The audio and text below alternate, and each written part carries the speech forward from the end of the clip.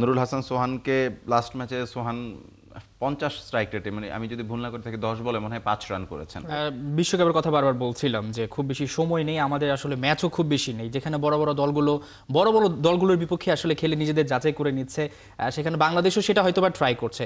এক্ষেত্রে জাকের আলীর জায়গায় কি সোহানকেই ভাবা হচ্ছে কিনা, যে কারণে জাকের আলী অনেক মানে সিরিজে তিনি ক্যাপ্টেন ছিলেন, এখন তিনি বেঞ্চে বসে আছেন, কি মনে হচ্ছে? জাকের আলী অনেককে নিয়ে তো আসলে বিস্তর সমালোচনা হয়েছে।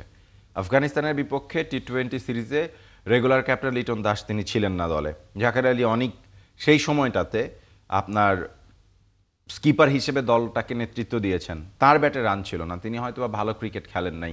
স্ট্রাইক রেট নিয়ে কথা হচ্ছিল, তার মানে শর্ট লিমিটেশন নিয়ে কথা হচ্ছিল, যে তিনি সব দিকে খেলতে পারেন না, মাঠের সব দিকে একটা মানে বিশেষ এরিয়ার দিকেই খেলেন, যে কারণে অপোনেন্টের কম্পিউটার অ্যানালিস্ট খুব তাড়াতাড়ি তাকে রিড করতে পারেন, বোলাররা সেভাবে প্ল্যান সাজাতে পারেন।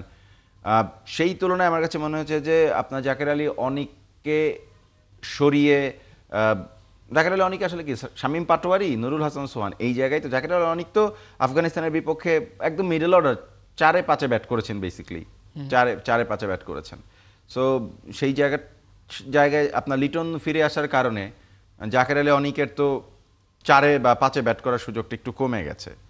নুরুল হাসান সোহানকে লাস্ট ম্যাচে সোহান 50 স্ট্রাইক রেটে, মানে আমি যদি ভুল না করে থাকি 10 বলে মনে হয় 5 রান করেছেন। সো হ্যাঁ, এই জায়গাটায় আমাদের তো কিছু ঘাটতির জায়গায় আছে। জাকের আলী অনিককে নিয়ে খুব আলোচনা হয়েছে, আমরাই তো আলোচনা করেছি অনিক কেন খেলছে।